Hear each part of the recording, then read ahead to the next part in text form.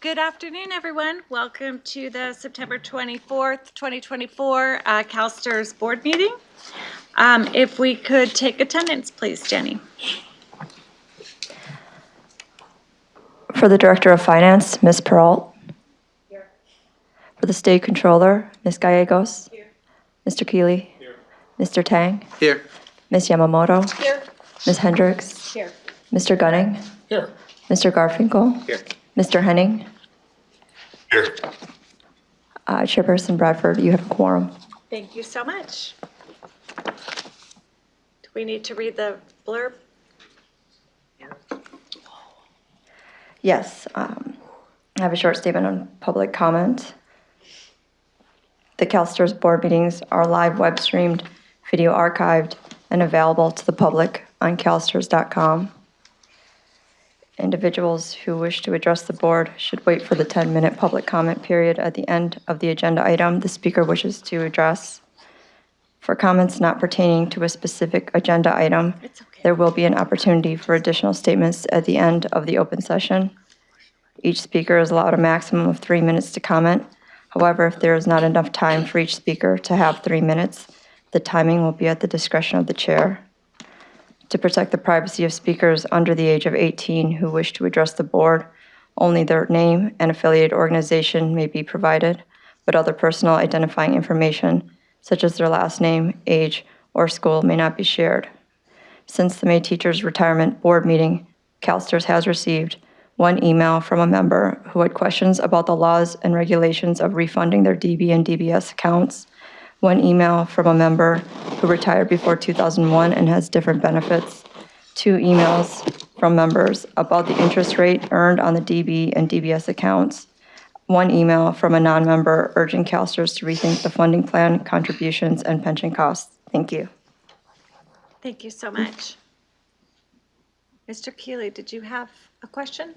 I did not, Madam Chair. Let me. Okay, just making sure because you're in the queue. Okay. With that, I would take a motion to approve our agenda for today.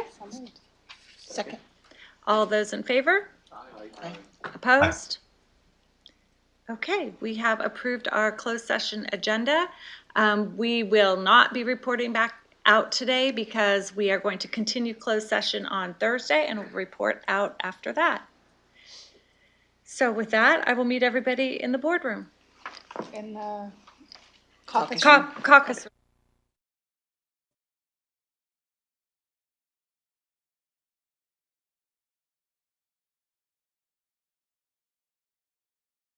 Welcome to the open session of our regular meeting. I need to report out that in closed session, we did take action on the CEO and CIO incentives. We are now on informational item number 11, which is board education, some AI follow-up from our summer meeting offsite. Lisa and April. And Ashish, I guess, huh? Yes, we definitely want our director of technology. Yeah. Thank you so much for that. So at the July offsite, the board engaged in comprehensive discussions on AI with industry experts and participated in a dedicated workshop. These discussions aim to build a common understanding of AI and its implications and opportunities for CalSTRS. Key objectives included embracing the potential of AI responsibly, balancing the use of AI with our sustainability goals, and ensuring that AI enhances staff and member experience. In order to govern the use of AI at CalSTRS, we have developed an AI policy that was provided to all of you to ensure that responsible and ethical use of AI tools are strictly enforced, that sensitive data is secured, and that a controlled yet prudent approval process is established. This policy will cover the entire enterprise, including investments, and we are working with our investment consultants to review the current policy to ensure investments-related AI policy best practices are included, and we will amend the policy if necessary. Also at the July offsite, management and the board agreed that CalSTRS should position itself as an early adopter on the AI innovation curve. In order to get us there, we will be looking to leverage existing contracts that we may already have to continue to move us forward while we determine the necessary skills required to upskill our existing talent.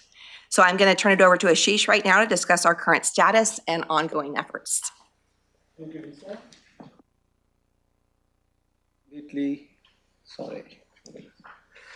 In how we will be using AI here at CalSTRS. In the next few slides, we will share updates on our progress since July and highlight where AI is showing potential to make a difference and where we expect to see even more impact. Since July, we have expanded our AI use case inventory. I'm pleased with this donut chart, as it shows that our use cases are distributed across the enterprise, not just technology services and investment. This shows that innovation effort Cassandra initiated a few years ago are working, with teams across the organization embracing an innovation mindset and plan to leverage AI to make their operation more efficient. As an enterprise, we are actively seeking AI opportunities across all areas of operations. Now, April will go over the investment use cases, and then I will come back and provide you a few examples of enterprise use cases. Thank you, Ashish. So also at the offset in July, I shared that in the investment branch, we created a working group across all of the asset classes and investment services, and we have already identified over 40 use cases of where we can use Gen AI in the investment branch. And as you saw on the last screen that Ashish pointed to, we have selected 6 of those use cases to do proof of concepts that we're working on right now. And the ones that we selected have kind of an array, as you can see on here, of different uses, and they touch different asset classes. And we tried to pick ones that have a lower risk and higher reward for the investment branch. Since July, we have partnered with technology service and legal, and we have secured a sandbox provider. And so this is a closed environment specifically for investments where we can test out and experiment with these use cases. So we're very, very excited about that.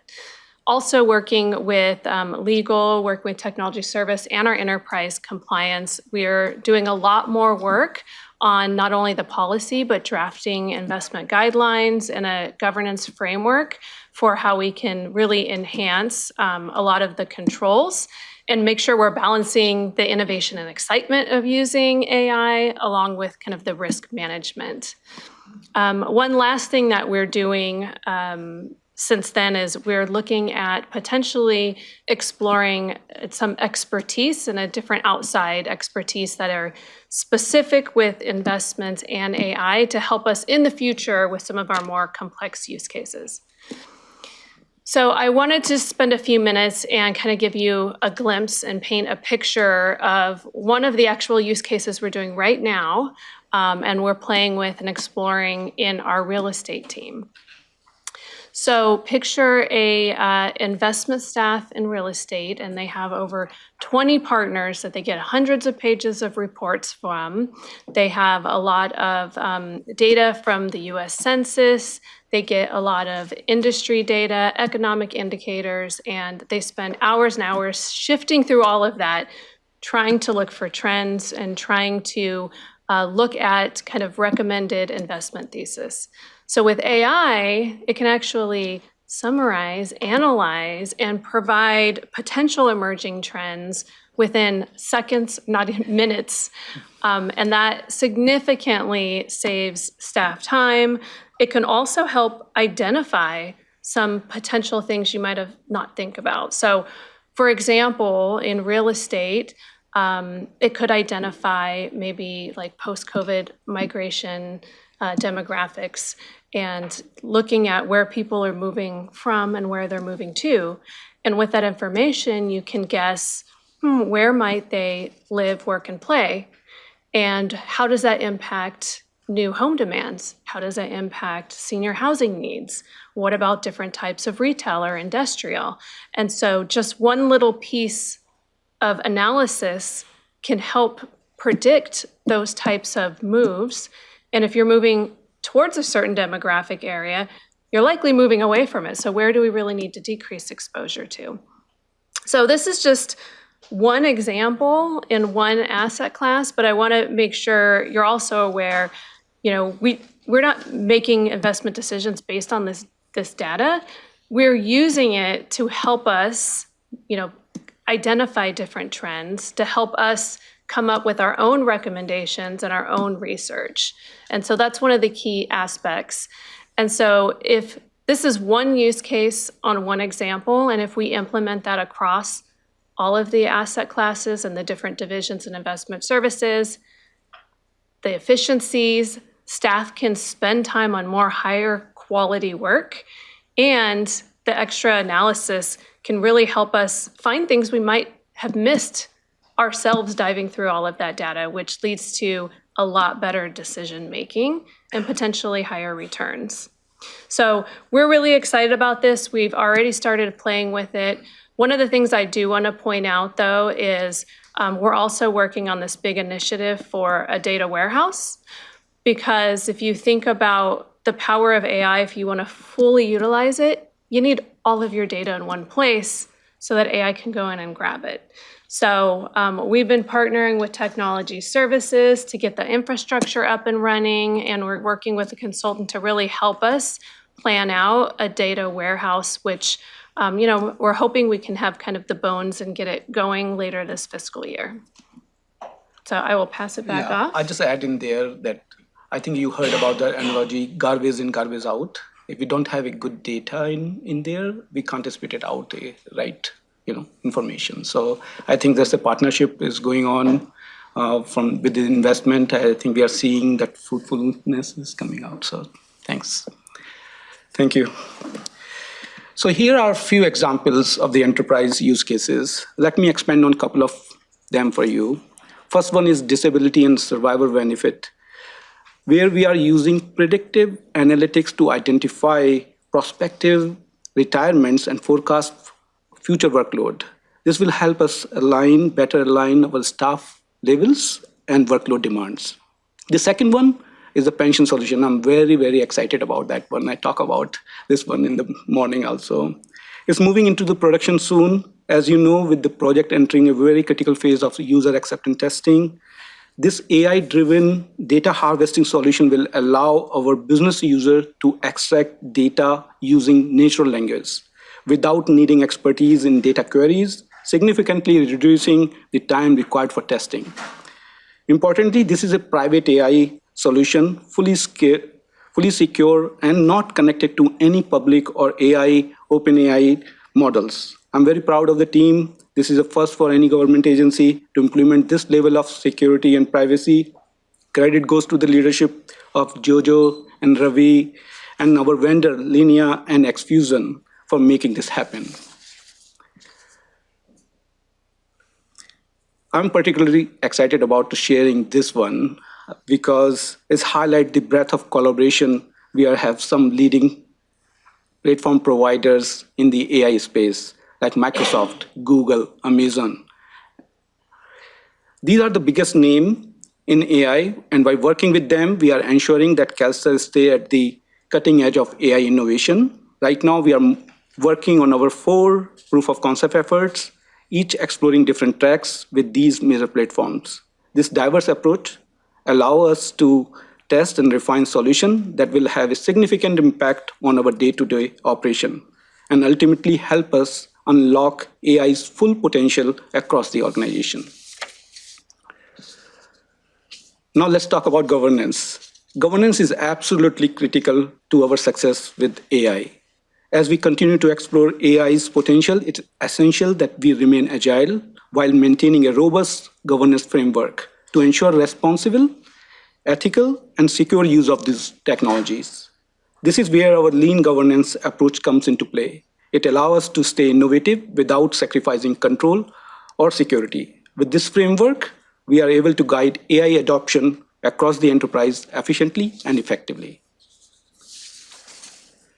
Training is a cornerstone of our AI journey, training and change management.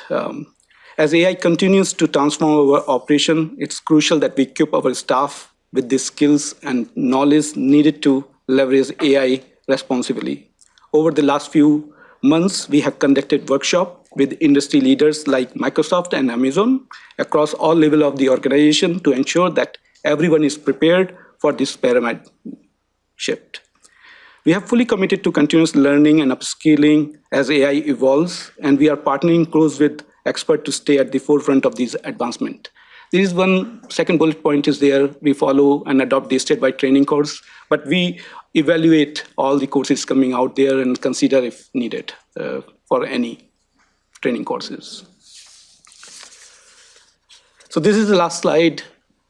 To ensure that CalSTRS remain an early adopter, just like Lisa mentioned in the AI and we discussed in July offsite, we must broaden our vision and look as far ahead as possible. It's not just about keeping up with the trends, it's about proactively positioning ourselves to lead. We will continue to explore every avenue available to leverage AI successfully and responsibly. This means deepening our partnership with domain experts, just like Lisa mentioned, as well as April mentioned that we are partnering with our vendors, outside community to help us out, staying agile and continuously adopting our strategies.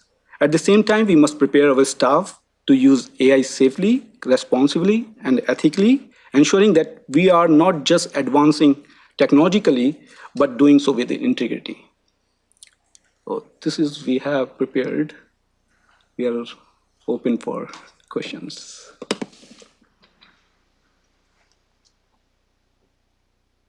Who has the cue? Because I don't. Michael. I just You have- deleted it. Uh-oh. How do I give it to you? I don't know. Myself in the queue. Okay, well, I don't have the queue up, so just raise your hand if you want to speak. All right. Sharon, Michael, Karen. I didn't see who was first, I so. think they have to make our mics. There's Jonathan. I don't have the queue up, Jonathan. Michael does. I was going to put you in charge. If Michael does, then he can. He deleted it. Bear with us for a moment. Just, yeah. Please. It's ironic that we're talking about AI. ChatGPT, make our mics work. Okay, here we go. Okay. All right, put so myself in the Sharon queue. is Okay. next. Perfect. A couple questions I had. This is very exciting. I would love actually to have a little AI training for the board at some point. Because the first thing I thought of when you went over this, I'm like, we could have AI help us digest over 1,000 pages of our board materials. And so maybe that is a suggestion for board leadership that maybe at some point, I know I've been kind of, a lot of our faculty are using it and trying to figure out the pros and cons of using it in the classroom. So it would be great, I know, for this board member, but if other board members would like that, it would be helpful to learn how that might help us in our work here, just to be able to summarize and take notes. The second question, I guess that's a comment, and then a question about sustainability and energy. Because what I hear a lot, you talked about developing like a data center to help support. And I just hear about sort of the energy consumption on data centers. And I know we're trying to be a sustainable organization enterprise-wide. And so I just wonder how, as we think about the data center, how we're in line with our sustainability values. And you came up, Scott, so I guess. Yeah, Scott came. I think. I was just here for backup. If you guys want to talk. No, I think I can start. Yeah. We're talking with all these big vendors, Microsoft, Amazon, and all, and try to find out what is the implication. As you heard that we are going into cloud, we know our consumptions, that how we are using. But this is not our, I know we're working with them and they are very mindful of that. But still, overall industry is working to solve this issue, that how we'll come. Because you heard about the data center, how much electricity is going out. We talk about sustainability, but we are using this. So this is a little fine line in there. Yeah, and we're committed as an organization, not only from the enterprise, but also from our investment portfolio, right, to think and act sustainably. There's a lot, I think, that needs to develop along this technology path, right? And so there's what we know today, but what we don't know yet is how the technology will develop tomorrow. So I'll get into a little bit. What we do know today is what we're seeing is a lot of activity, particularly with the hyperscalers, in trying to competitively grab power. And if you predict that into the future, it could result in a doubling of the energy consumption, and not only the amount of energy, but then how we transport that energy as well within the United States. So there's some issues around, getting enough energy, number one, and what sources will that come from, and then transporting it, number two, right? And what we're seeing forming is a bottleneck around the battery storage, because if we want this to be generated from renewable power, that's really the bottleneck. I mean, it's already a low-cost form of energy, so that's great. We can build it, but can we actually store it and use it and then transport it? And the issue of transporting it also is something that's really being worked on at the moment as well, because, as you know, we've built our grid over 100 years or more, and to double it within the time frame of a decade, 2 decades is quite a task, right?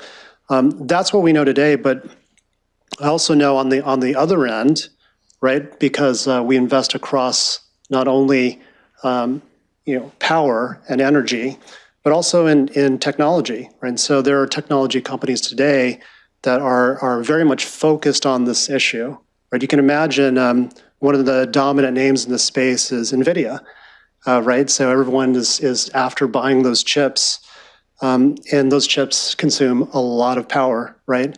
But the half-life of those chips is like a couple of years, right? So as soon as they buy that chip, it depreciates by 50%. So all these organizations are very interested in being able to do things more efficiently. And we see technologies as one example. If you think about the large language learning models, one tweak is we see a startup trying to create symbols versus language. And that tweak could save huge amounts of energy, right? And so there are some of the greatest minds focused on how we can do this more efficiently. So whether or not we're going to need that much energy also is a question, and I've seen technology evolve very quickly. And even if we were to become a lot more efficient, there could be a greater demand that and so on and so forth. So, but it's something that we are very committed to making sure we do sustainably. The one thing I would end on, the surprise that I have been seeing, is that it has been a competition amongst these hyperscalers just to grab energy. And the thing that I would note recently, which we haven't talked about, is you saw Microsoft try or win a long-term contract for nuclear. Yeah. And so that to me, that sort of bespoke of, hey, they're really competing for the ability to have power secured for them. And that's something that can't be underestimated. Yeah, it will come in 2027. So they're working very hard. Yeah. Okay. So hopefully that's some good color. I don't know if you want to chat further. Yeah. Thank you. Okay. Thank you. April, question for you. On one of your slides, you talked about the box, whatever that box is. I must have missed that part of it. So can you think of it like the ChatGPT sandbox, where we have an interface that you can ask it questions and it will go into the sandbox environment. So if you go to ChatGPT right now, that's an open environment where it goes to everything out in the public. This will only be closed to our investment data. It's secure. It's only on our location. It doesn't leave anywhere. And so it's a safe sandbox environment that we can tap into and interact with. So there's a fence around it. Yes. Basically. Okay. And then you also talked about in that use case that all the information that the CalSTRS staff can have access to, and maybe get some information like in real estate, for instance. Okay. So we have real estate consultants, and then they could probably do the same thing, right? So with their information and our information, we just have to trust and verify that information so that we can proceed accordingly. Is that what I'm? I mean, it's exactly like what the teams are doing now. So I like to think of it as like you're hiring an analyst that is doing all the work for you, and you still need to go and validate it. So we definitely need to validate the information that's coming out of it. It just helps us gather and summarize it a lot quicker. So we have some counter. And it's actually in our policy.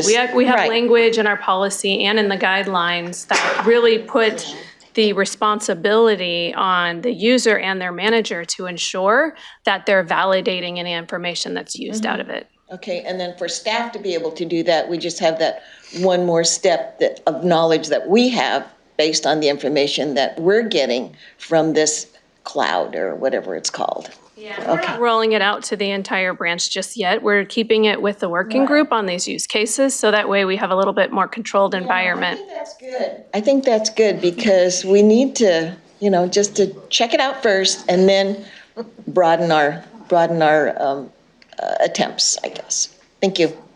Okay, Mr. Gunning. I think just like AI, I'm getting smarter as these questions get asked. I'm building the knowledge. First off, on the governance, obviously as governance committee, certainly, and building on Sharon's comment about as board members, we would like to be up to speed or figure out how we use it. So I think similarly, we should be educated as you move through the process. I think I have the answer, April, but I always thought the database was public, but I think you explained with the sandbox analogy that we need it because we're creating our own database internally. Yeah, and if you actually have detailed questions on how that works, you probably have to ask Ashish. Yeah. But So I think it's a sandbox. The analogy, you can just see that when we go for any game, we are professional and we're going there. Before that one, you had to prepare somewhere, right? So we are just doing that piece, to ready for the game time. So for that one, you have all the guards, the guardrails we are putting in there. But is sandbox is only our team is going for them to play. And is all these securities we are adding and tweaking every day to make sure that we are not going outside of the box. So with that, I notice you're working directly with the vendors. So are they creating this for us? Is that part of the advantage of directly with Microsoft? So what we did, we have our own cloud. So that one, our server is on our premise, our cloud, and we have access, not the vendor has access, but we are partnering with them. So the keys of the kingdom is us, so it's just us. That's what I'm wondering. Yeah. Okay. And Van is here in the back, in the infrastructure side, and all. So the team is really, that's why I think it's taking a time. It's just not like turning on because we have a lot of, we have to just like how we are responsibly using that one because everybody has their own ChatGPT right now, so. And it's also being monitored by ISO. And so we have there's a huge task group across the enterprise with legal, enterprise compliance, ISO, with Ashish's team, with us, all partnering to make sure the governance works. Scott is there, legal, good Brian in the back. Brian is there. He is the legal side because that the steering committee is needed because as we are moving, we are tweaking our policy also, just like I think Cassandra and Lisa mentioned and Brian also mentioned about the AI policy and is how we are learning and how we are just making sure that we are covering all the bases. Good. Thank you. Okay. Yeah, you can. Yeah, good at it. Ms. Gallegos. Thank you. So it's really exciting to hear, and I'm glad you're thinking about how this can really add to our investment process by making us more efficient using tools. But if we're doing it, so is everybody else, which means the markets are going to be even that much more efficient going forward. So how are we thinking about that and staying on the cutting edge of the markets as they become more and more efficient with all this new technology? Yeah, this is very much kind of keeping up, right? I mean, one of the things, certainly what you said is correct. It's going to transform the markets. We've already seen some of this transformation historically, right? The advent of quantitative strategies and machines and the quickness or the slowness of their ability to react. So this is probably going to take that and put it on steroids, right? So the markets are going to transform, and we're going to need to make sure that we have the right strategy into that. But as an organization, I think that for us, we can widen our own competitive advantages through this, because if you think about what we have is we have the competitive advantage of scale. We have a very expert investment team. We have some of the best world-class partners in the world. And so we have so much proprietary data globally that we can use for better and better insights that I think ultimately are going to differentiate us. And I would say that in the future, as we think about how AI has the potential, for us, you might see a larger differentiation between those that have larger scale and resources, because in a way, you're able to then harness all of that proprietary data. So there'll be the markets, and that's going to transform a lot, I think, to your point. But also there's going to be us, and how can we shape a greater set of competitive advantages. Technology won't be our advantage, but adopting it and then magnifying our existing ones, I think will be something that we're going to need to shape. And April, on the side of investments, has really been focused in helping to lead that effort.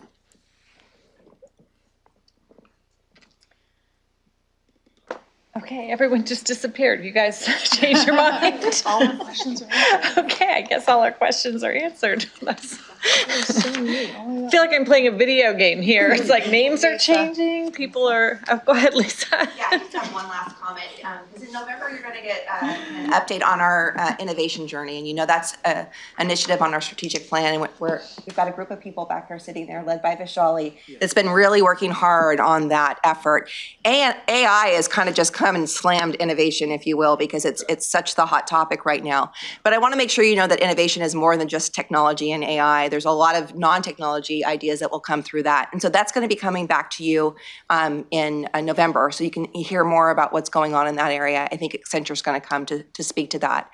But the goal would be for us to really get a good governance structure around this, where that we're looking at use cases across the enterprise. We're identifying tools that we think will work for us, and then look at the buckets of needs within the organization so we can scale across. Like you might have somebody that wants a summary tool, or you might have somebody that wants a conversation tool where it's note-taking and they're taking notes for you when you're in a meeting, or there might be data analytics. And so our goal would be is as we look at ththese tools and determine what's the right tool for us, there's going to be a lot of use cases that would fit underneath that tool. And so that's our goal. And so I just wanted to make sure that you knew, because it does intersect, but we do have an innovation program that we're going to be speaking to you again about in November.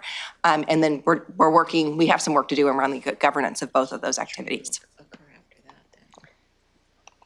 Okay, Harry. Thank you, Madam Chair. Thanks, Lisa, for the next step. That's helpful. Appreciate the presentation, the excitement and enthusiasm around this whole space. I guess for me, there are three, at this point, unknowns, which I hope will be answered in the affirmative, maybe in 10 years looking back. One is, will this commitment of time and resources improve the efficiency of the people that work here at CalSTRS? Second, will the time and resources and investments improve our connectivity with our members? And thirdly, will the time and resources committed differentiate our investment results on a risk-adjusted basis?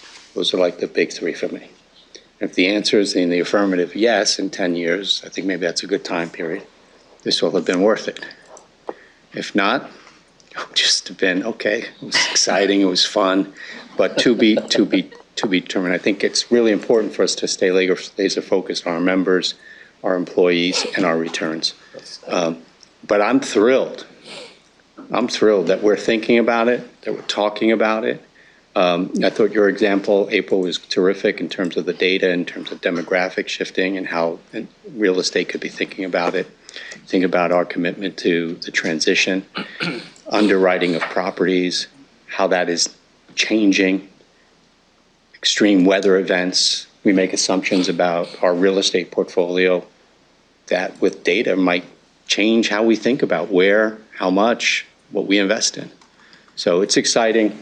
Glad we put it on the agenda. It's on the agenda. We're talking about it. I'm looking forward to November and being part of it. It's fun. Yeah. Thank you. Thank you. Fun and scary, too. Okay, I think that concludes questions from the board. Are there any public comments for this item? There are no public comments on this item. And just like that, we're almost back on track. Thank you very much for your presentation. And I believe it's lunchtime now. So let's come back at 12:55, and we'll be back right on schedule. Perfect. Thank you, everyone. Good job, Madam Chair. We are ready to start the afternoon session. I don't like it. We are on item number 12, the Chief Executive Officer report. Good afternoon, members of the board. Chair Bradford. Am I on? Can you hear me? Now you are. Good. Okay, great. I have a couple of things I wanted to update you on. They're all really positive, so I'm excited to be able to do this presentation. The first thing I wanted to update you on is the process on where we are with the strategic plan. Since the board's July offsite, we have been continuing the work to refine the future success statements and develop and refine draft objectives for the board's consideration. The working draft continues to build upon the framework that the board and the executives had agreed upon at the offsite, and then we will be incorporating that into a more refined version to bring to the board for its first reading in the January meeting. The goal is to have the strategic plan finalized and approved by March or May for us to prepare the annual business plan in July. So that's where that is. Also within the body of my report, I discussed the Ombuds report, the annual Ombuds report. The CalSTRS Office of the Ombuds is celebrating its 41st year, providing assistance in resolving problems and conflicts that are not solved through the usual CalSTRS channels. Established in 1984, the Ombuds was created to serve as an advocate for CalSTRS members and participants. As an attachment to this item, the annual Ombuds report includes information regarding services provided by the office and demonstrates how this office serves the CalSTRS membership. The report is also posted on the CalSTRS Ombuds webpage, and Mark Genie, our Ombuds, I'm not sure if he's in the office. There he is. Yep. So kudos to Mark and for all the work that he and his team are doing. So this is the fun part of the presentation. It's the annual recognition of those staff who achieve the highest recognition award in the organization. The CalSTRS Virtuosos Award is the highest honor a CalSTRS employee can receive and the apex of our day-to-day award-winning recognition program, Virtuosity. The Virtuoso Award is reserved for those individuals who deliver superior, sustained performance with a demonstrated impact on the organization. So I'm pleased to introduce you to all of the virtuosos. I'm going to name them here, and if they would just stand up, and I think for the sake of timing, if we could hold the applause until the very end, but stay standing so we can all stare at you for a long time. I'm not sure if Cariza is here. I think she's still out. Okay, she's still out, but I wanted to recognize Cariza. Cariza also, she received the Virtuoso Award. She's responsible for leading the day-to-day administrative operations of the investment executive unit supporting the chief investment officer, the deputy chief investment officer, and the branch. She is responsible for internal administrative procedures to help control and monitor the extensive flow of work from branch staff, board members, consultants, and private sector executives. And there's a beautiful picture of Cariza right there. Celine Cunningham. Celine, stand up, Celine, is she here? Okay, there she is. Now, so you have to say the standing the longest. Celine is the Audit, Compliance, and Quality Assurance Manager in the Disability and Survivor Benefits Division. She oversees the staff and activities of 3 teams responsible for complex case review and correction. Her teams process all disability and survivor benefits payments, continuing allowances, legal complex benefit adjustments, and special production workload projects. Third, we have David Rice, who I believe is here also. David serves as the functional administrator of multiple electronic content management services, or ECMS. David provides technical advice and support for production, testing, development, and training environments, and performs post-implementation verification of system changes. As a subject matter expert, David validates system functionality and proactively monitors system performance and availability. The next one that we want to recognize is Jason Lira. Jason is responsible for the projects, modifications, and upgrades for the customer service division. Jason works closely with the business and technical teams in all phases, including requirement validation, detailed design, development, testing, implementation, and support. He serves as the lead and subject matter expert on the contact center telephone system projects. Joanna Leong. During the 2023 nomination period, Joanna served as a CalSTRS benefit specialist at our Irvine Member Service Center, but has since received a promotion to a pension program manager. So congratulations to her. As a benefit specialist, Joanna performed a wide variety of more complex tasks associated with providing retirement benefits planning to our members. Exercising a high degree of discretion, diplomacy, and confidentiality, Joanna conducted individual and group benefits planning interviews with CalSTRS members. Leanna Frederick. Okay, Leanna. Leanna serves as a subject matter expert on employer services workloads and priorities related to CalSTRS membership and contribution reporting. Leanna evaluates service level agreements and objectives and makes recommendations for adjustments in collaboration with leadership. She also partners with leadership to evaluate stakeholder engagement and develop strategies for improvement. Ryan Russell. Ryan has oversight of the creation, maintenance, and management of the schedules for Customer Service Contact Center. He provides strategic and tactical planning, schedule adjustments, and trend analysis to ensure the contact center achieves service level objectives. Ryan oversees the data mining, extraction, collection, and analysis of contact center metrics and relevant points within the division, as well as the mapping of performance metrics and resource allocation. Sheridan Smith. I saw Sheridan, I know I don't have to turn around, I saw him there already. Sheridan leads our Clifton Strengths program through customized sessions using methodology tools and resources to help leaders understand how teams work together effectively, enrich employee engagement, and enhance CalSTRS culture and performance. He tracks success metrics to provide in executive reports and conducts best practice research to keep up to date on trends of strengths-based development and the implications of the organization. Sheridan leads the mentorship program and the training and development in support of that program. Van Dang. Now, we hear about Van all the time. She's always in the audience. Where is she? She's in the back row. We can't see her. She is standing up, believe it or not. Van serves as the Director of IT Infrastructure and Operations and Technology Services. She is responsible for managing, overseeing, and leading the technical programs within the IT Infrastructure and Operations organization. The services provided by her team include service desk, client deployments and fixes, system and security administration, and network server administration. And finally, we have Vincent Lee. Vincent provides mentorship to developers, troubleshoots complex system issues, and performs code review for all development activity on our custom web applications.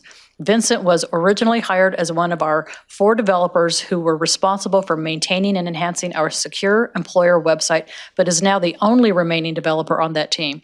He single-handedly provides support to more than 1,200 employers and all of our employer support teams. So let's all give them a round of applause.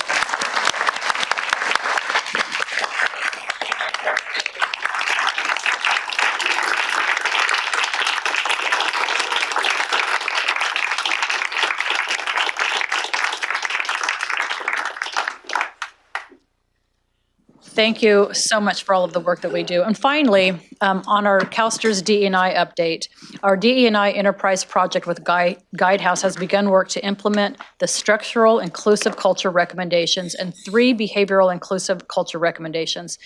In addition to the work progressing on this project, I continue with my video communication to highlight monthly observations such as Women's Equality Day, celebrated in August of each year. As mentioned in my July report, we have also expanded DE&I messaging that includes staff through CalSTRS Voices videos.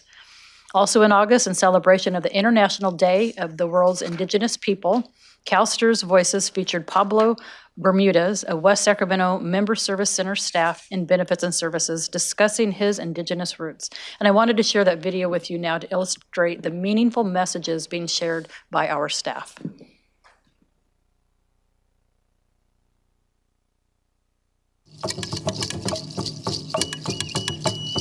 Teotlaquilte, Yehuan no toca Cuespalin. My name is Pablo, and my indigenous name is Iguana.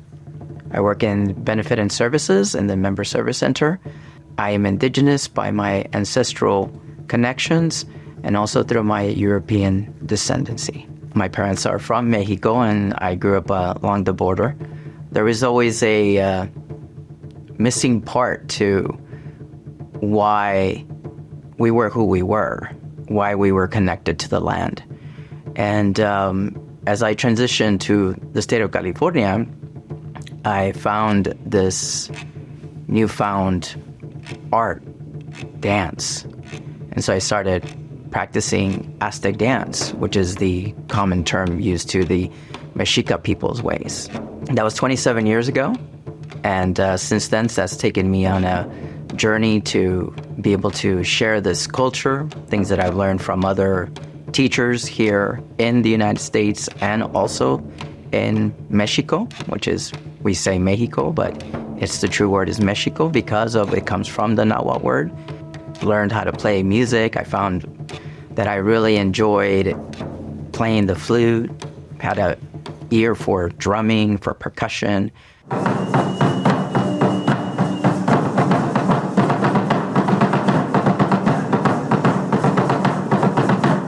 Never did I as well think that I would be in front of people at the state fair or at universities or at schools or at private events. But it's just something really enriching that has brought me to the understanding that indigenous is not people of the past. It's people that are still here practicing these things. And one of the things that we are able to continue to share very visually is this dance and music.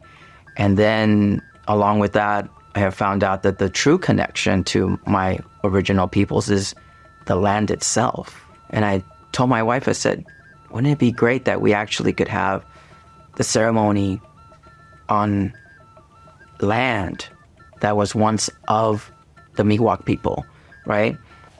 And so, of course, here you have to buy things, you know, it wasn't going to fall from the sky.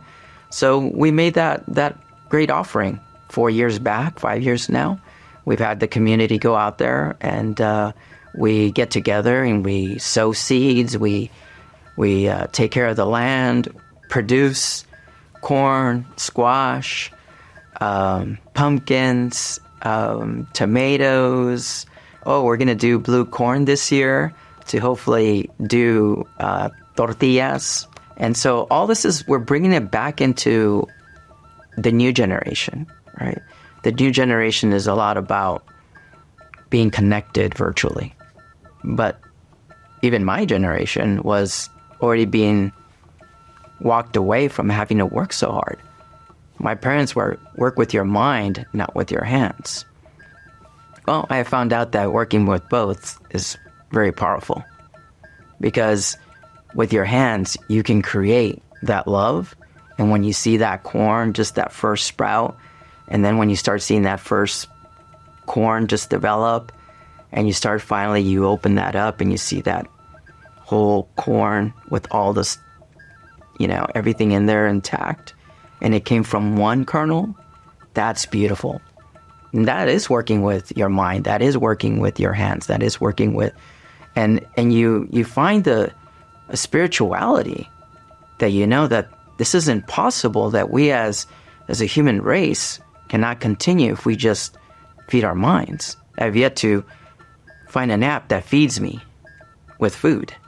It might show me how to create, make a good recipe, but you got to grow the food. And all our peoples were always farmers. There are many indigenous peoples throughout Mexico. And many are, you might hear of the Taumaras, you might hear of the Zapotecos, people that are in the Yucatan, which are still from Mayan descent. Over the last probably 60 to 70 years, more Mexican people are identifying themselves. And you might have seen even in the census, they're creating different markings on there because not all of us are no longer identifying us as Hispanic or with Spanish origin typically. We want to be valued for our brown skin, for our brown people, for the original peoples that we are.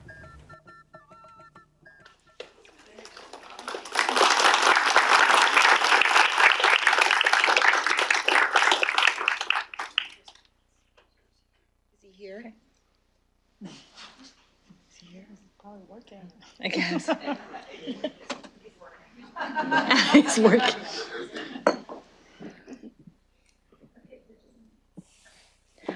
Thank you so much for that report. That was a lot. Are there any public comments for item number 12? There are no members of the public for comments or on item 12. Okay, great.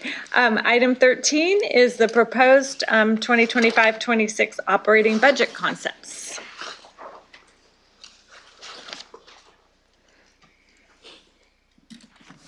Good afternoon, Chair Bradford, members of the board. I'm Julie Underwood, Chief Financial Officer, and I am presenting the proposed fiscal year 25-26 operating budget concepts.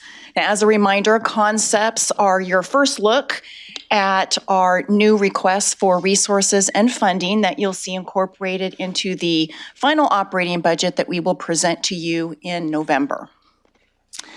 So for this year's concepts, this is the second year in a row that the state has issued directives to state agencies to limit their resource requests due to their projected budget shortfalls. Now, although we are not a general funded agency, the request before you today is a reduced ask in support of the state's directives.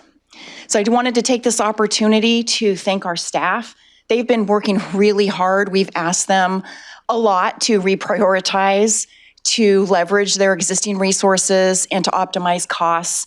And they've done a great job despite these continued directives. And so just wanted to do a shout out to them and thank them. All right, so the concepts for this year are 15 positions at a cost of $2.6 million, and that covers 7 business areas. The first 10 are associated with AB 1667. That's the legislation that was implemented starting back in 2023.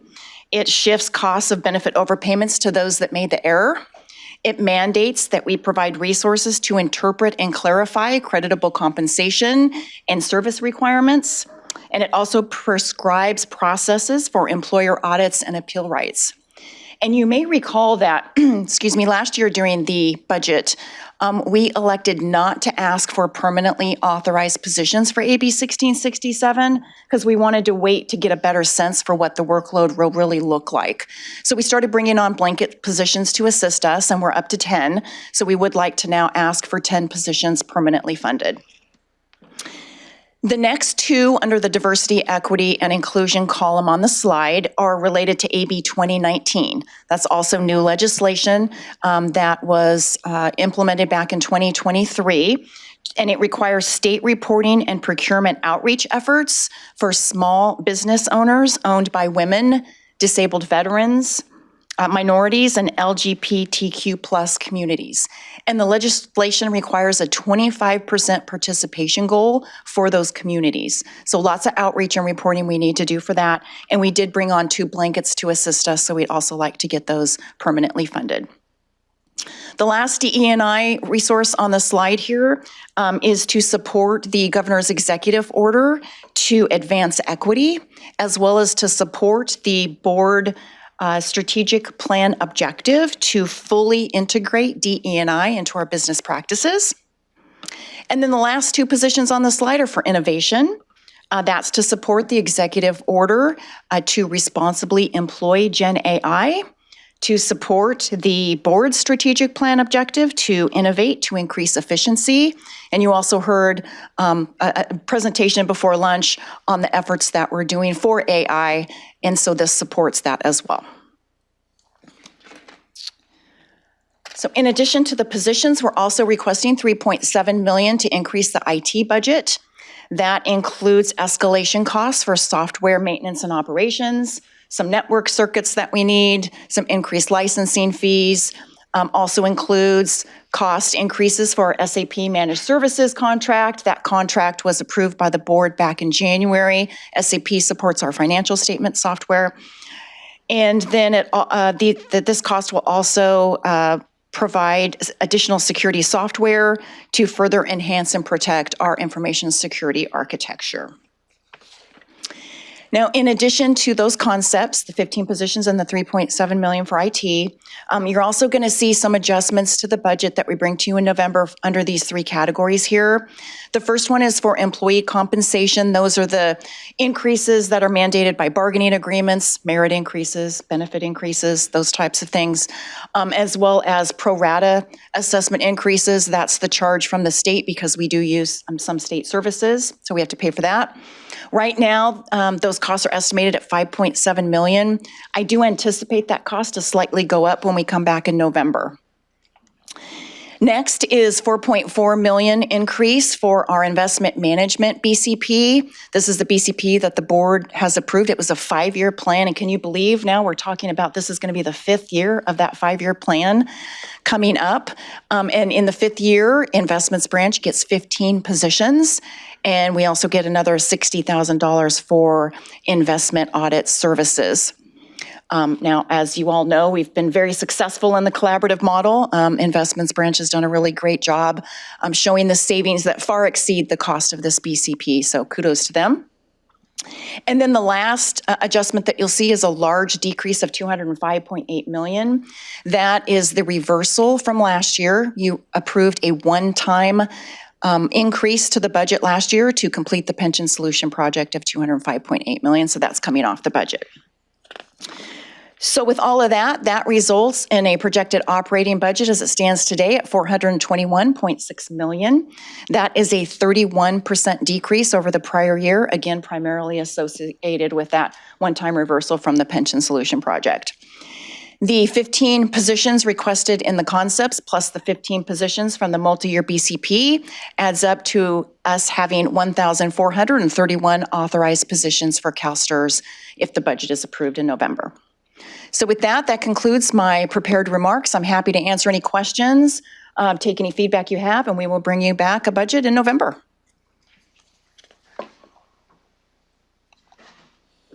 Michelle. One encouragement, and then two questions. And I think one, I just want to verify what I heard. So not surprising, but the Department of Finance would strongly encourage you to submit your BCP concepts as quickly as possible. When we receive them as late as, when we receive them in December, it crunches the staff to try to really dig in and make sure we're doing a thorough analysis for the needs. But one question, I think in 24-25 budget, there were 12 new positions approved, and in 23-24, there were 56 positions. Do you know how many of those have been filled? And if you don't know right now, you can absolutely get back to me. I'm just curious. Out of those specific positions, I do not know. I can get back to you on that. I do know what our current vacancy rate is. That might help. So our current vacancy rate is, as of 23-24, it was 12.6%. As of July 31st, though, it went down to 10.7%. Okay. And then I think you said this, but I just want to make sure I understood. On the AB 1667, requests associated with workload, those were temporary positions, but you're indicating that you believe the workload is going to be ongoing, and so there's a request for ongoing positions. Correct. Okay, permanent. I just wanted to make sure that that's what you said. Yes. Great, thank you. You're welcome.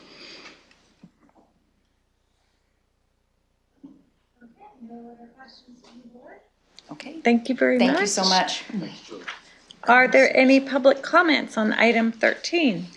There are no members of the public in queue for item 13. Okay. Item 14, Pension Solution Project Update.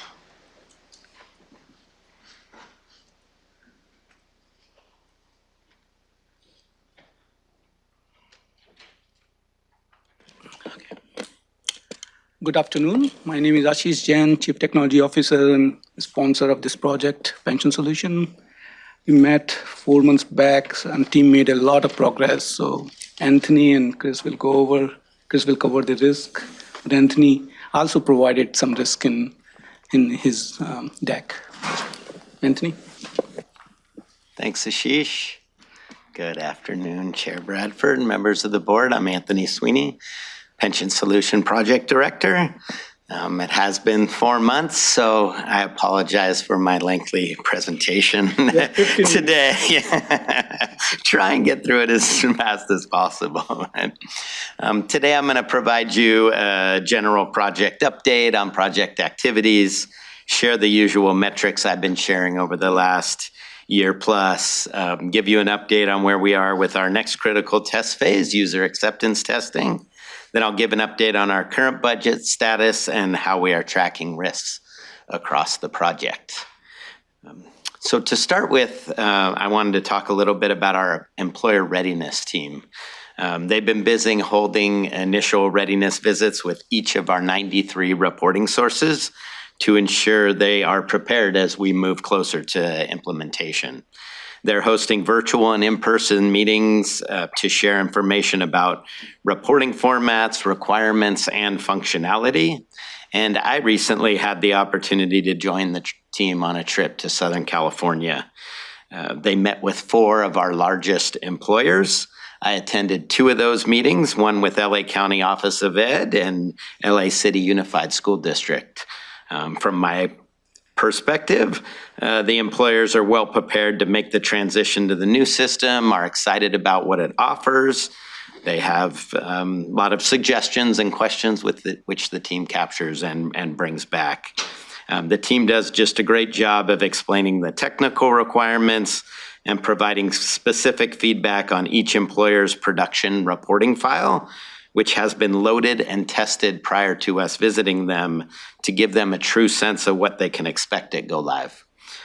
These 4 employers that they met with represent over 50% of the payroll transactions that are reported to CalSTRS. So we are reaching the biggest players and keeping them informed and well prepared. We provide each report source with one-on-one personalized support to ensure their readiness at Go Live, and the team will continue to regularly meet with them throughout the upcoming testing period to troubleshoot issues and provide guidance and training on critical features of the system. Our outreach with our employers will continue, and we have a webinar scheduled with all our reporting sources on October 23rd.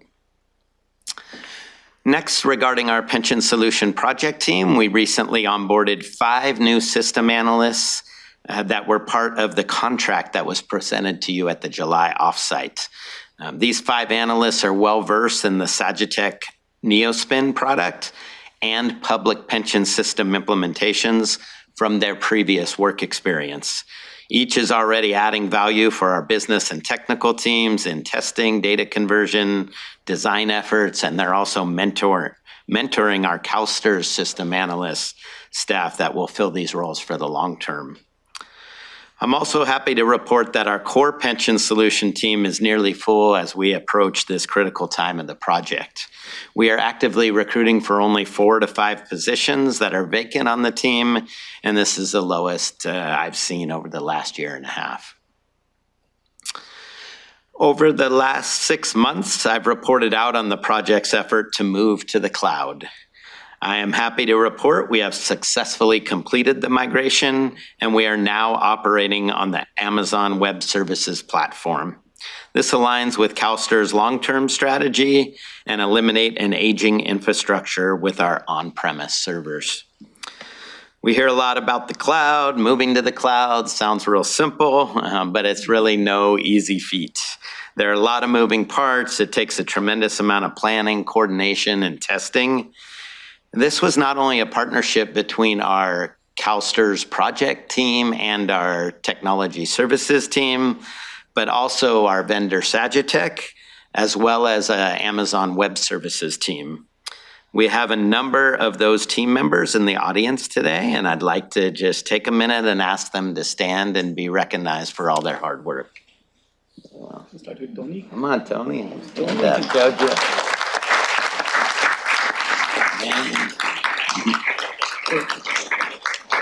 At least one from each team is represented here. Next, I want to tell you a little bit about our transformation readiness team. I share a lot of information about testing progress and show you metrics on what it takes to be successful, but equally as critical is preparing our customers and business areas for the change and transition. Our transformation readiness team is made up of these 4 areas, which are focused on preparing our various stakeholders for what to expect, ensuring each of the end users is properly trained and supported as they adopt the new system, have the appropriate roles and business processes documented to do their jobs, and are prepared for what happens as we approach our go-live date, as we cut over from the old system to the new, and what to expect once we go live. These efforts are critical to the project's success, and this team is meeting with the appropriate people and developing communication plans for our stakeholders outside of our business teams as well. Since we last met, we have hired our leader over the transformation readiness team, Shakiba Samimi Amri, and she has been here for a little over 3 months. Shakiba has an extensive training and change management background from private industry and state service, including the last almost 2 years here at CalSTRS. We're happy to have her on board and leading these efforts, and I'd like you to introduce you to Shakiba.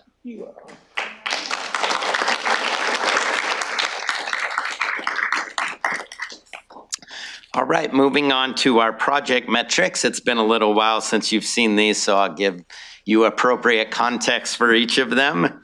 This first slide is a overall project metric with our 5 most critical work streams identified.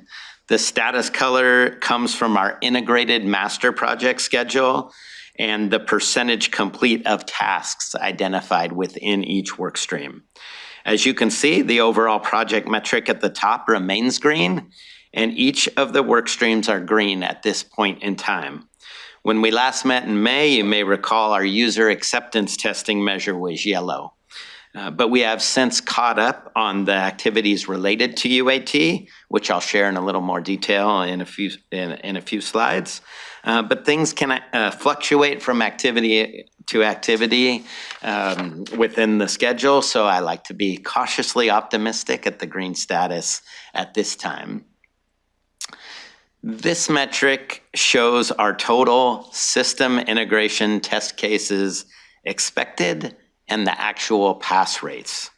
I want to highlight the total number of test cases reflected in this metric. That's the 3257 at the end. Previously, the total number of planned pass test cases, the blue line there, topped out at 3,700 if you were to compare to slides from previous board meetings. 3,700 test cases is what we estimated we might need when we started SIT in July of 2023. Approximately 600 of those test cases were never written, but were reserved for contingency if we needed additional coverage to test requirements as we went through SIT. As we get closer to the end, we're at the tail end of stream 5 of 6 streams in SIT. We have not found the need for as many new test cases as anticipated, which is a good result.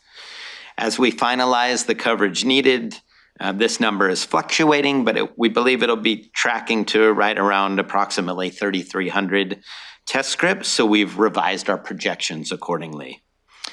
As you can see, our actual number is about 2 to 3% below our expected pass rate to start this month, and as of today, we remain slightly right around that target as well as of today.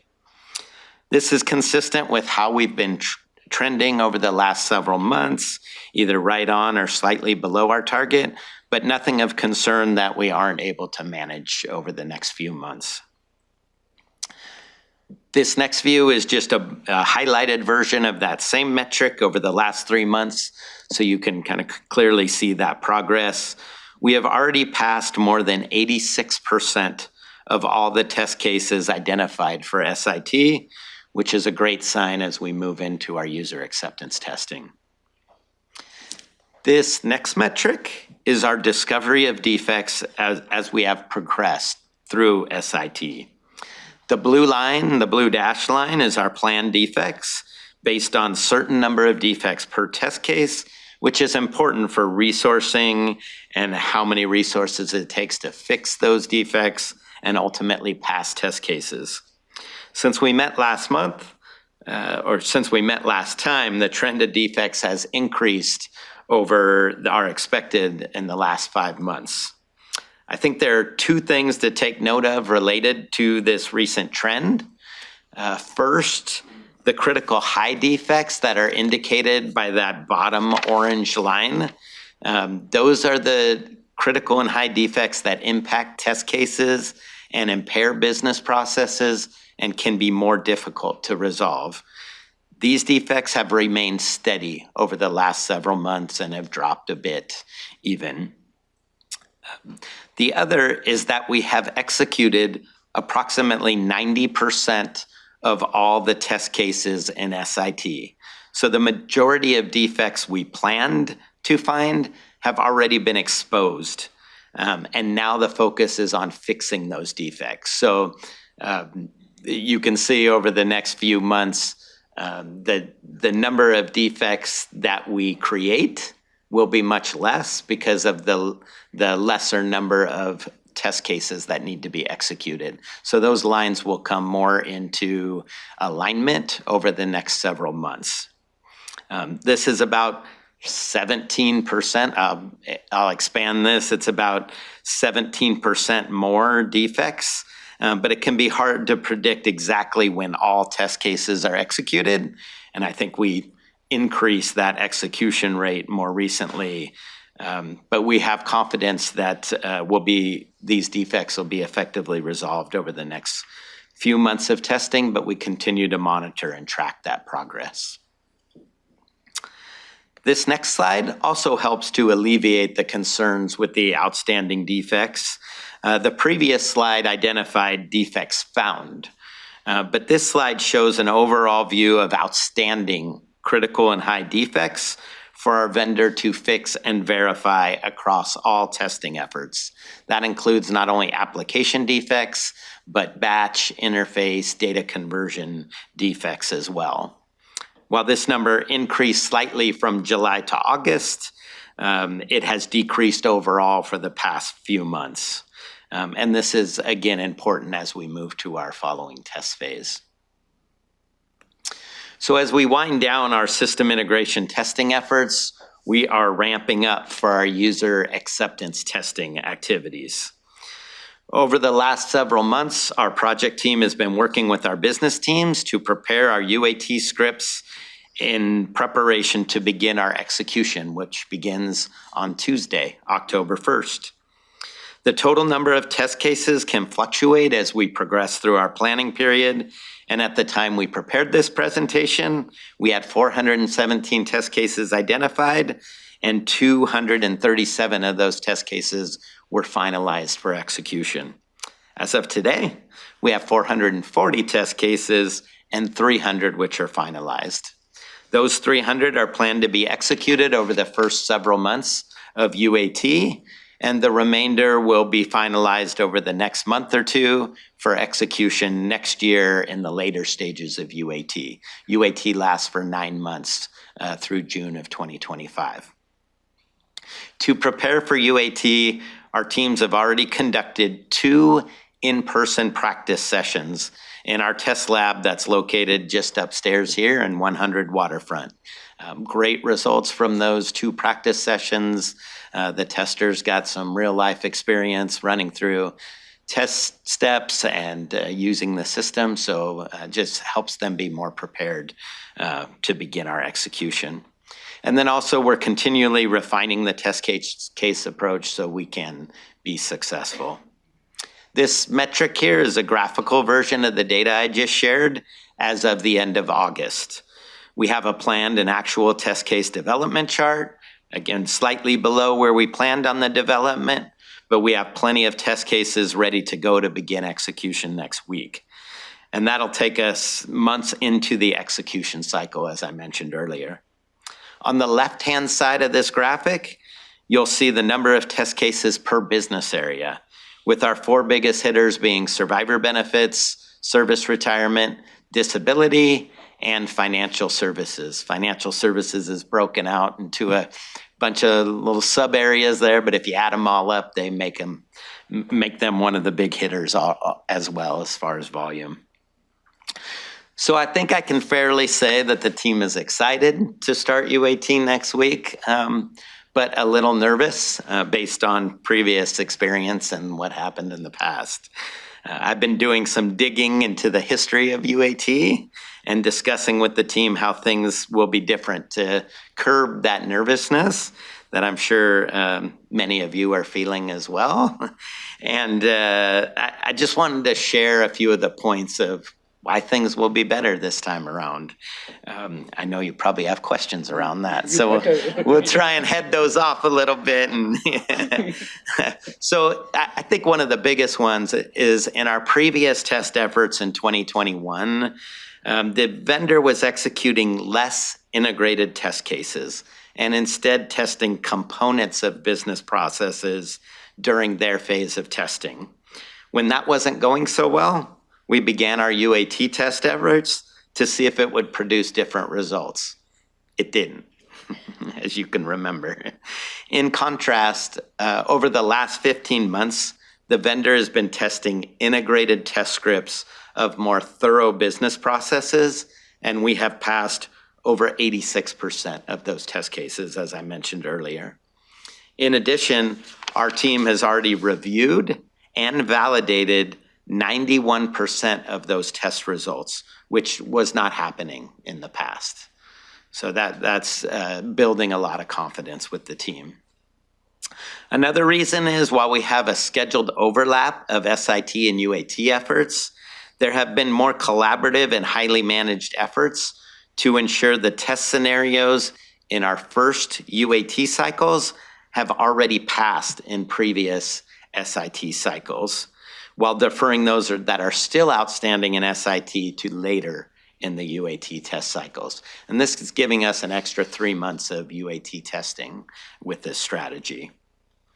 Also, the efforts to manage UAT have significantly increased with the adoption of our vendor Linea. We added Linea as a vendor.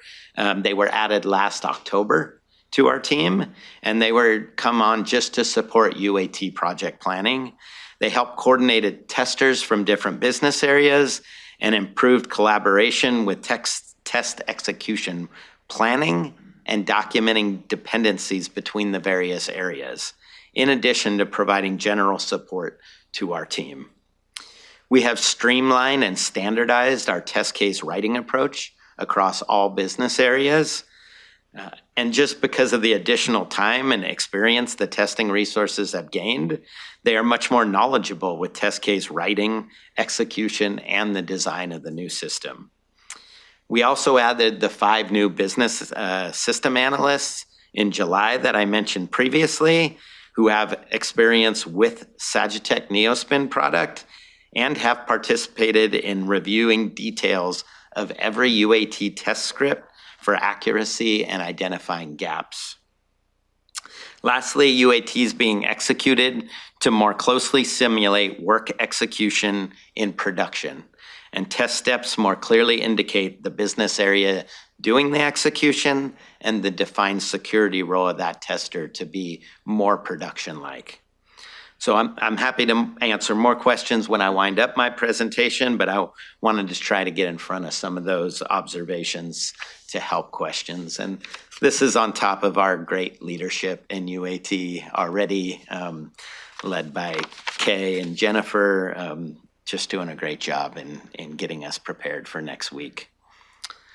So moving forward to our budget slide, this is tracking our budget dollars planned to go live and the spend through July 31st. We completed last fiscal year on budget, and expenditures are on track with the remaining budget to go live. To note, we do have approved $104.7 million. That is planned for our post-go live maintenance and operation and stabilization activities. I'd just like to remind you of in that footnote 1. I also wanted to note that on August 28th, last month, we met with the Department of Finance for a Q3 update on the project status and budget. We covered accomplishments, testing statuses, oversight, vendor observations, and the budget status. DOF has been appreciative of the updates, and we're happy to hear about the progress and collaboration with our vendor. And these meetings continue to be a great communication tool for both of us, and our Q4 update will be scheduled in November of 2024. So before I finish my presentation, I did want to review our project risks with you. Things are going well, and I've been showing you they're going well, but we do have risks that we manage and monitor. We have a robust risk assessment and mitigation process on the project. Risks can be raised anytime, and they're reviewed and assessed for progress bi-weekly. This view is our risk skyline. We group them into 7 categories, and the number of risks in each category is identified in parentheses there.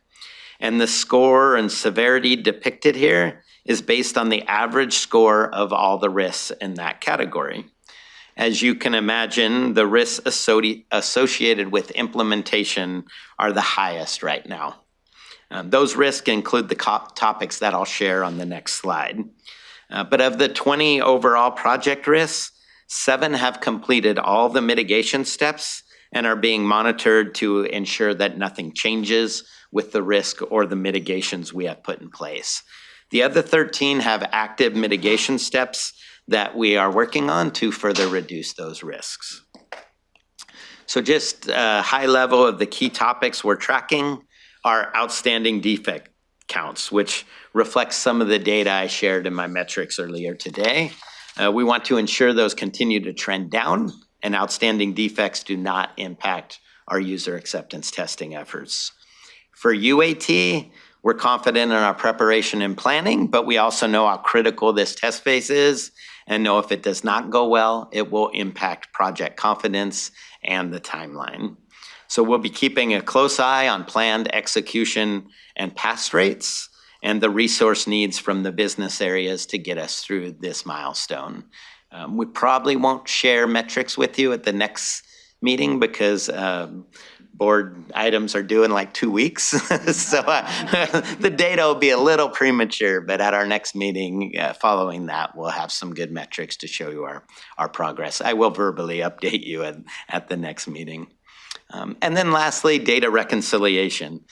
This encompasses finalizing our data conversion efforts, balancing the data that is coming from our legacy system into the new system, and reports that are needed to balance financials ongoing and making sure all those are complete. These are essential needs moving forward, and we continue to monitor the progress of those mitigations, which have been going well to date. So that concludes my presentation, and I'm happy to take any questions or comments, or if you want to hear Chris out first, either way. Yeah. I do not see any questions at this time, so why don't we move right on to Chris? Sure.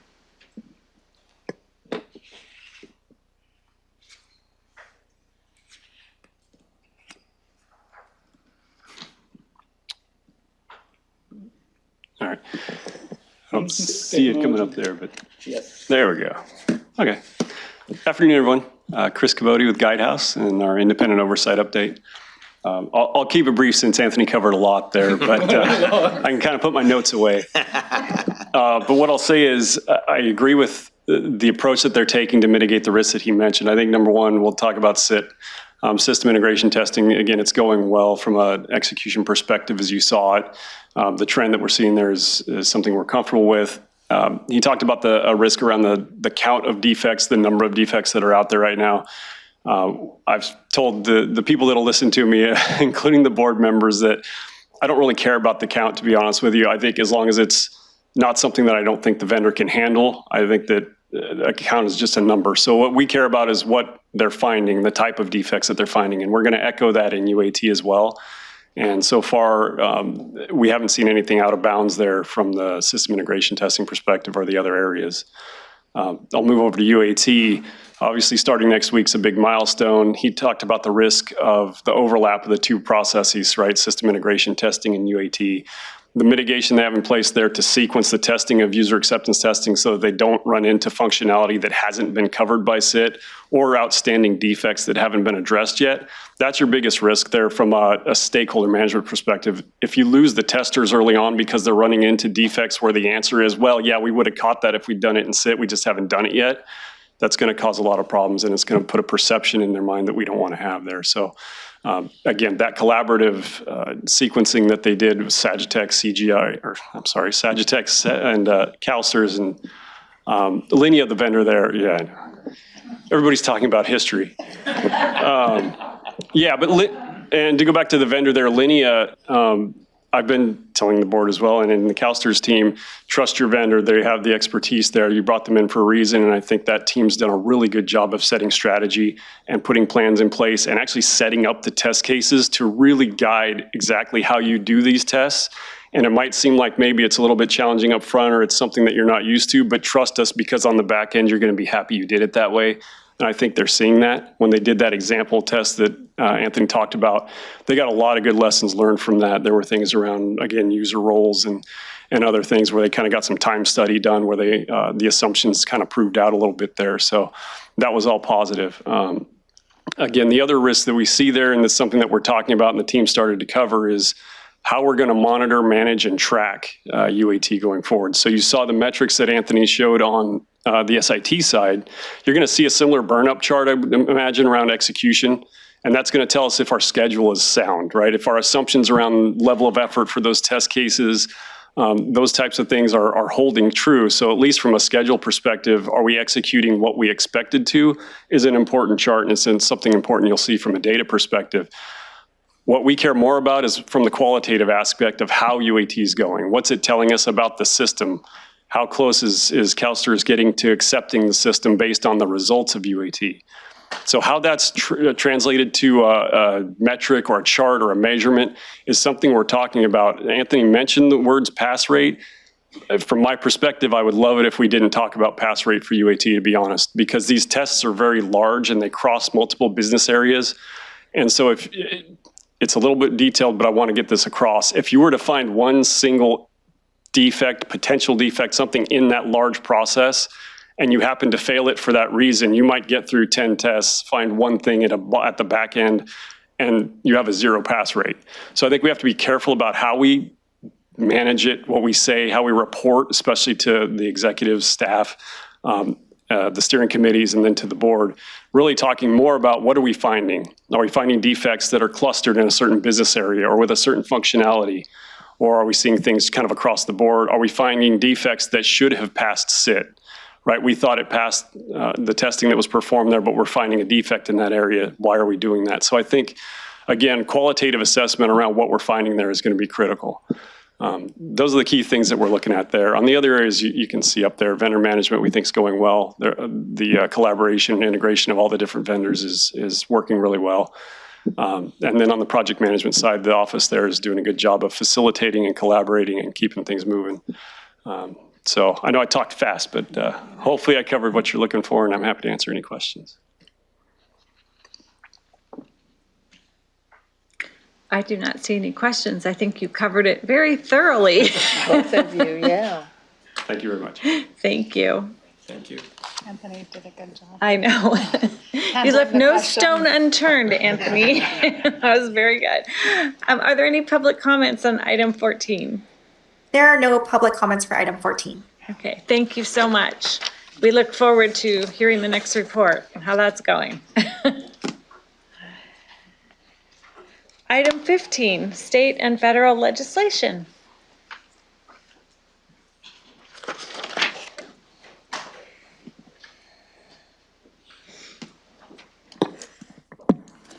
Good afternoon, Madam Chair, members of the board, Joycelyn Martinez-Wade, Director of Governmental Relations.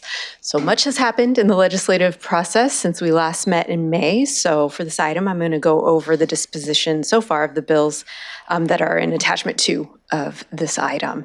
So I'll just go down the list. So AB 1997 is our sponsored bill on credible compensation simplification. I keep trying to reload the governor's news release website to see if he has acted on this bill yet, and he has not. So he has until midnight on September 30th to act on all bills that are still on his desk. He's been moving through in different chunks, so we will see when he gets to this one. AB 2134 on sick leave transfers. This bill was signed, so that's provides some ease in that area for members as they go from employer to employer and want to transfer their unused sick leave. AB 2270 is our housekeeping bill with 2 pretty technical changes in it, and that bill was signed in July, made it to him early, so he had that deadline he had to meet there. He being the governor.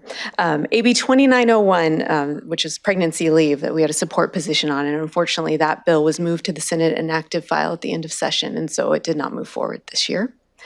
SB 252 on fossil fuel divestment, that bill was pulled from its policy committee hearing in the Assembly, so it remains in Assembly Public Employment and Retirement Committee and won't move forward this year.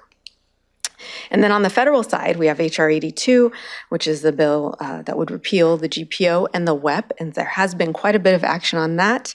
A discharge petition was filed. It requires 218 signatures, which it achieved, which set off some deadlines for it to essentially sit and wait for a bit, I think 7 days, and then leadership speaker would determine when a floor vote, it would be discharged from committee and a floor vote would be held in the House. And so they're in the midst of those timelines. The House goes on recess starting on the 30th, and so if it is to get scheduled, it would be in November after the election. And so I believe there's public comment on this item, but that's all I had to share. I'm happy to answer questions.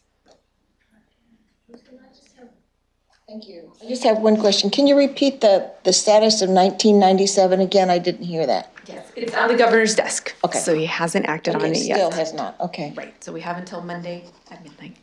I thought he signed it. Not.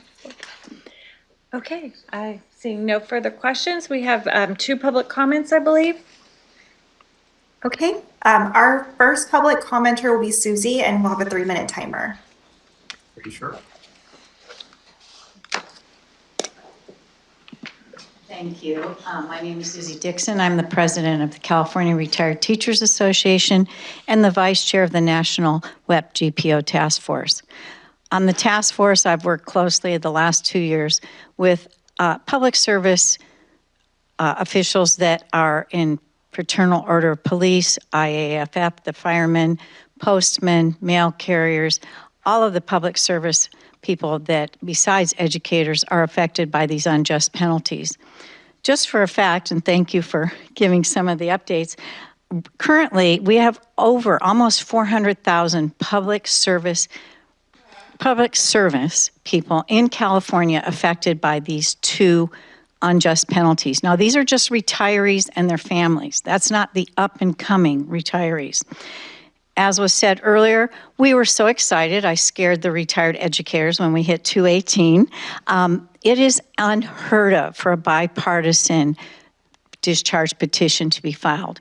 I work closely with the 2 authors. I've met with them the last 3 weeks, weekly, and with their staffs weekly the last few years.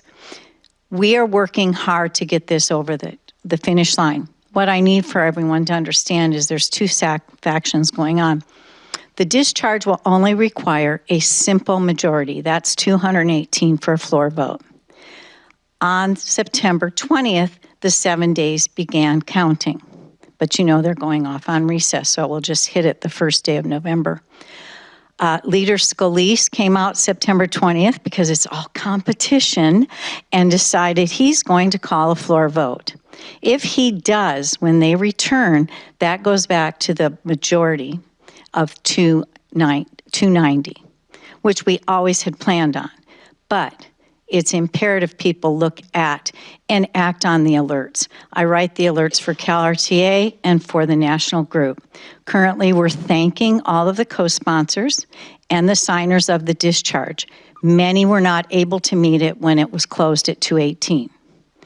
Now, we're going to move forward and remind them to honor their commitment to being a co-sponsor.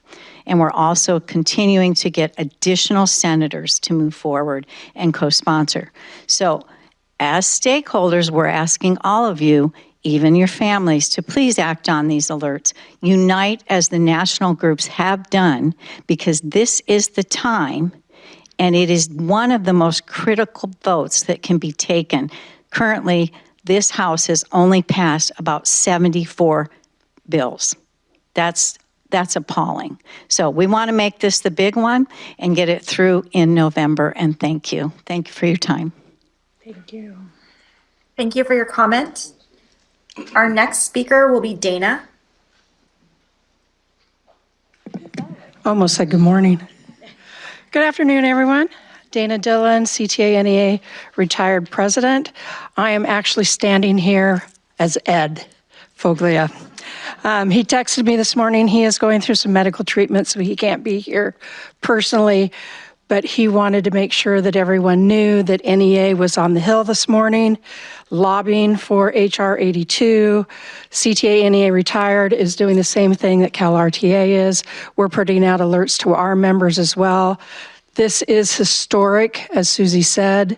We've never been this close. We've got to push it through the line and get it to get the companion piece passed in the Senate and then to the president's desk. So from Ed, hello, everybody. And I'll let him know y'all said hi back. Thanks. Thank you for your comment. That is the conclusion of comments for item 15. Thank you. Thank you to our speakers. I know I've been getting the NEA alerts and making my phone calls. I hope my colleagues are as well. It would be really awesome if we could get this over the hump finally.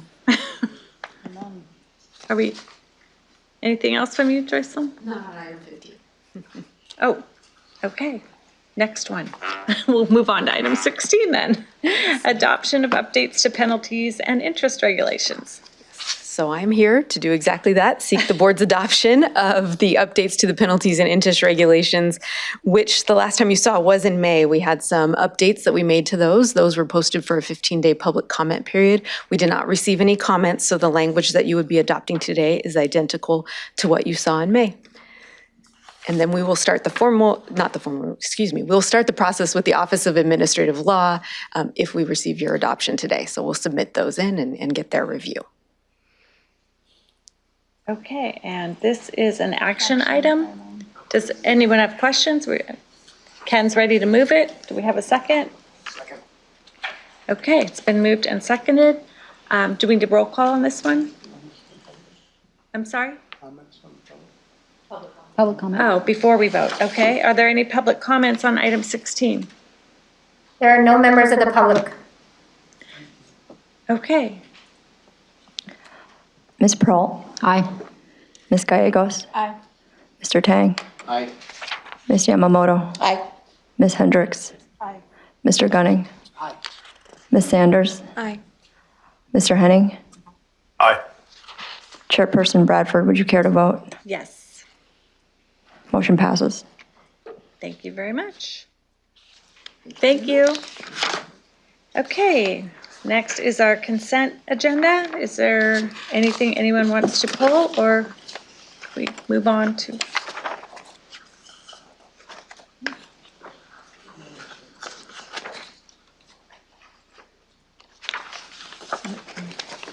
What do you have to do with that packet of stuff that we got? Is that all included? That's all the stuff that's right here, if you want to just. I just want to make sure that everybody knows. Everybody knows that they got all those items in a packet to quickly look at, right? Okay, just want to make sure everybody saw that. Okay, can I do without objection? Or do we need to vote? Virtual. Okay. Okay, then I need a motion to move. Second. Okay, it's been moved and seconded to move our consent agenda items.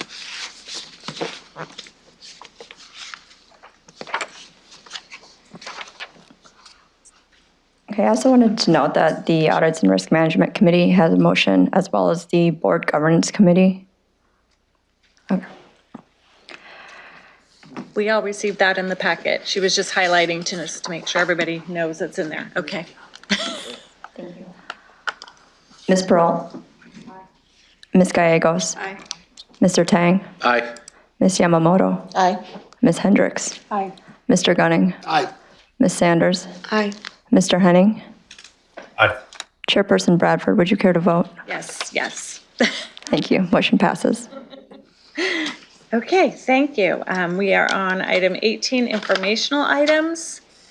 I think 18 was just included in the consent agenda, right? Referred by committee. That's what you just highlighted, what Jenny just highlighted? Okay, so we are done with 18. New business, information requests. I don't think we had any. Ms. Pearl had requested information on how many positions have been filled from the positions previously requested by CalSTRS. Okay, thank you. And then item 20 is draft agenda for our next meeting. I don't have anything to highlight necessarily, it's just the routine things that we're going to be bringing forward. Okay, are there any public comments? There are no members of the public in the queue. Okay, that brings us to adjournment of this portion of our meeting for the regular meeting, and we will resume with benefits and services at How about 10 minutes? 2:15. So 2:15. Back for benefits and services. Good job, Perfect. Madam